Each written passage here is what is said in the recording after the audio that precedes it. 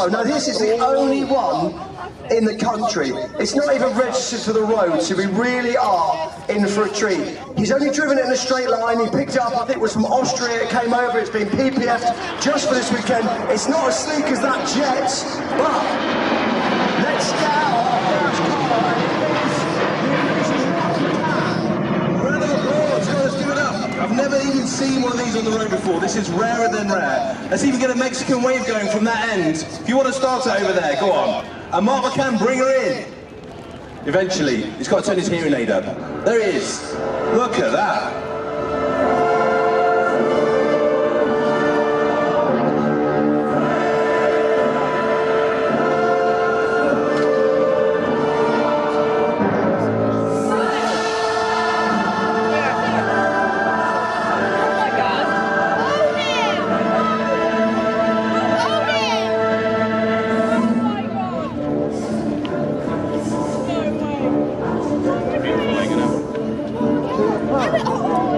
No, it's KTM. It's the only one in the country. They do. Yeah.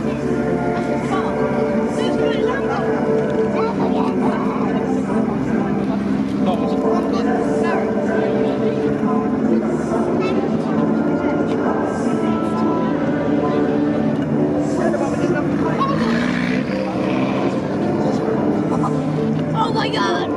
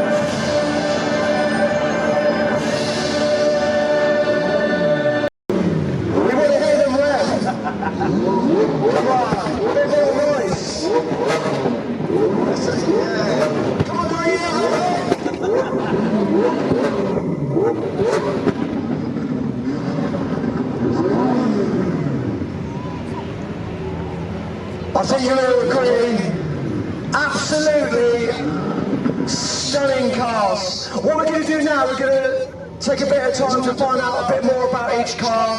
I think you'll all appreciate they're absolutely stunning. I'll go first with Mark, with his KTM. As I said earlier, this is the first in the country. In fact, it's the first time you've properly driven it.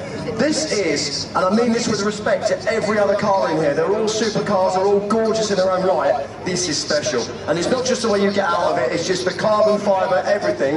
It screams, I'm angry, I'm going to go fast. Yeah, like I think for looks-wise, you don't get a lot better than this. The looks of this car is very hypercar, which usually would be £2–3 million. Obviously, that's a fraction of this, and that's why it's such, to me, such a special car. And obviously, they make motorbikes. That's what they do, and this is their first venture into a road car. But like, dead happy to have the first one. It seems to me that they've kind of nailed it. I mean, I don't know who the designer is, but if this is their, like, touching their foot in the water into the supercar industry, I mean, it just, as I said, it looks fast just looking at it, even without it going anywhere. I mean, I hate to think, or I'd love to think, the attention this is going to get when you do get on the road and park it up at your local B&Q. I mean, this is mega.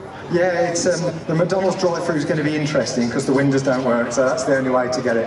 But yeah, it's very, very light, and that's what, you know, it's not the fastest engine, it's an Audi engine, which is sort of good because you can get it serviced, but it's so light, like I think it's 1200 kg, so, you know, it's probably one of the lightest road cars which is available, and obviously that's because it's basically a space frame and some carbon fibre. Yeah, I love it.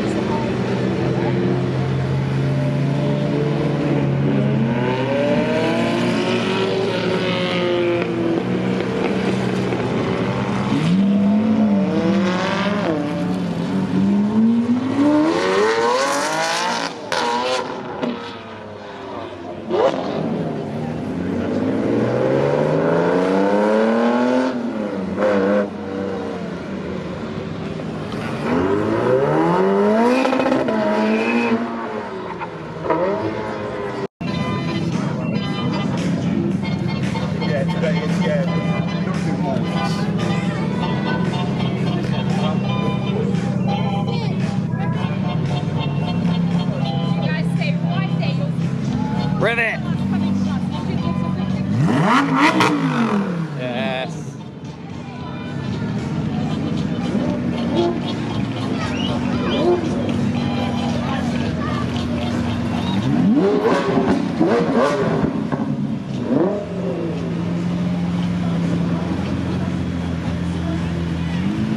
Rivet!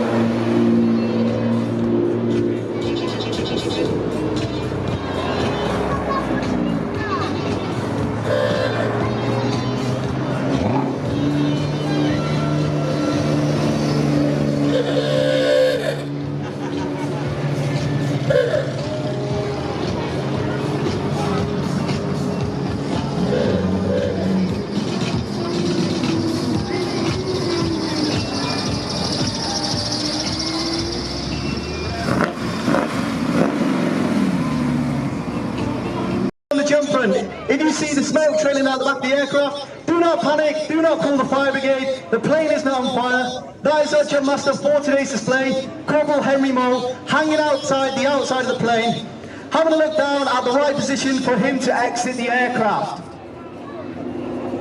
Okay, so there's the first jumper away. And his canopy is open, and the second canopy is also open. And Henry's got the most important job. So his job is to have a good look at the ground, using the smoke we've got off to the left-hand side of the arena, to make his assessment on which way he thinks is the best for every other jumper on the team to land safely into the arena. So Henry then, he will lose altitude by doing 360-degree turns on his parachute to drop down a little bit, lose a little bit more altitude in the sky. When he deems right, he will then come down on his downwind approach, crosswind, into wind, and land into the arena. And each jumper will have a good look at what Henry's doing and make their assessment of him in order for them to land safely on the ground. Okay, so here he comes in on his downwind approach, sitting on his brakes so he can travel a little bit further. And what he's going to do in the right position is turn himself into wind. Little brake surge, turns himself into wind, pulls down on his front risers like an acceleration on the car, allowing him to pick up speed and land in the ground safely. Ladies and gentlemen, Corporal Henry Mole! Next up then is our team leader for the Red Devils parachute display team. Landing straight at just over the cross, Corporal Stephen Hanley! Okay then, so next into the arena, flying our 200 square foot Union flag. Into his crosswind approach, then he will turn his canopy into wind, picking up speeds, straight down towards the ground. Corporal Alex Melbourne! Him and give him a big cheer when he comes into land. He will then turn his canopy into the wind, pulling his risers to pick up speed. Last but not least, Corporal Romo!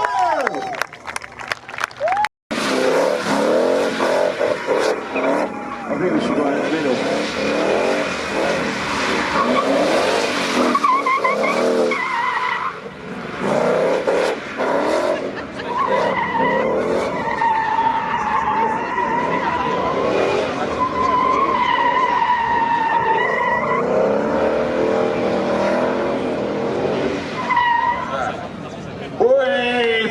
Together!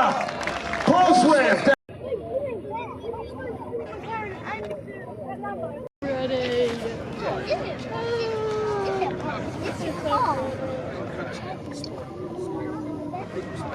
Yeah, wait. Yeah, He did. When he first began, he approached over his people. Do you know what we say to any of Mark McCann's cars? Say, Mark, give me a ride.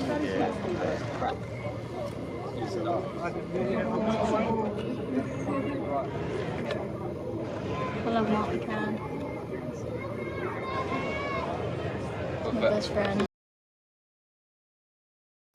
got the Stig there, look, giving out fist bumps. I think they think they're talking to the real Stig. There is a jet engine, Illy, there is a jet engine in that car behind you. Then get there. That is a solution to your problem. What, put a jet engine in my car? There's Bumblebee.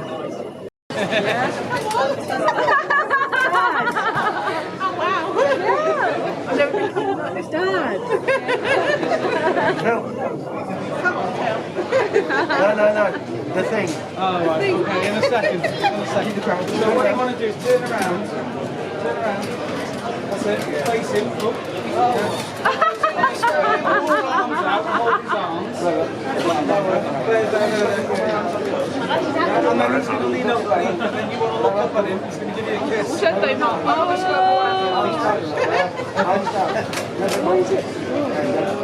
Ready? 1, 2, 3.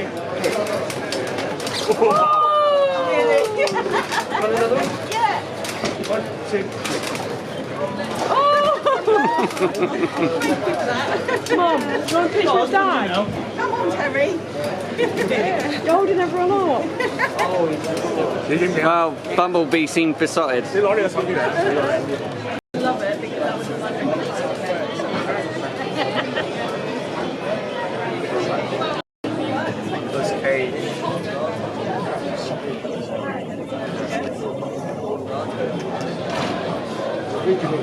Way better than you think. Yeah. Then we go with Kimmy in.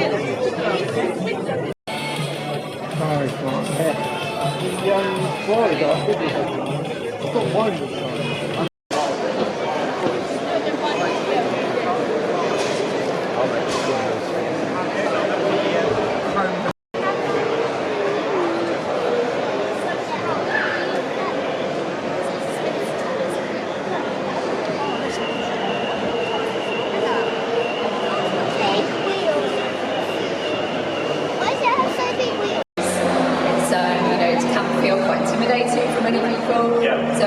We like to say that we want to find the right car that's right for you. So we start with the person and their needs. Okay, so does that mean that if I don't know because I wouldn't know which and first, and I hope they take that and hang it out to anyone. Okay, thanks for listening, guys.